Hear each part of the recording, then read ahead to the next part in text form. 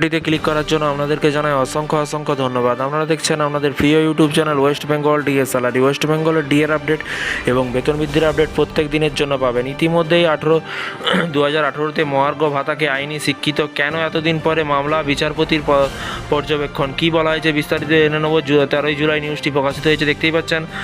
মঙ্গলবার সুপ্রিম কোর্টে পশ্চিমবঙ্গ রাজ্য সরকারি কর্মচারীদের বকেয়া ডিএ মহার্ঘ ভাতা নিয়ে কিন্তু মামলা শুনানি হবে। তার আগে কিন্তু মামলা নিয়ে একটি গুরুত্বপূর্ণ বিষয় সামনে এলো। সুপ্রিম কোর্টে ডিএ মামলা শুনানির দিন ক্রমশ এগিয়ে আসছে।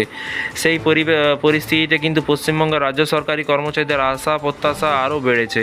তবে কেউ আবার কিছুটা টেনশনেও আছেন, কারণ আগামী সোমবার সুপ্রিম কোর্টে 5 নম্বর আদালত কক্ষে কিন্তু একেবারে শেষে আছে ডিএ মামলা। তবে এবারে শেষে থাকার কারণে কিন্তু রাজ্য সরকারি কর্মচারীদের একাংশ যে কিছুটা টেনশনে আছেন তা কিছুটা কাটাতেও চেষ্টা করেন এক নেতা। এবং অতীতে কিন্তু 64 নম্বরে কিন্তু ডিএ মামলা শুনানিটি হয়েছে বলে কিন্তু জানায় রাজ্য সরকারি কর্মচারী সংগঠন confederation of state government employee সাধারণ সম্পাদক মলয় মুখোপাধ্যায়।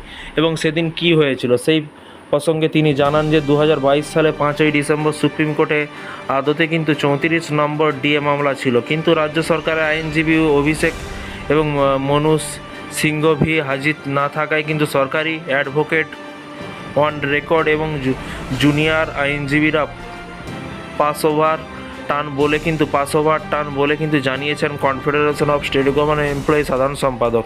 তিনি জানান এই আর্জি মঞ্জুর করা হওয়ায় কিন্তু ডিএ মামলা উঠেছিল 64 নম্বরে। সেদিনে কিন্তু মোট 63টি মামলা ছিল।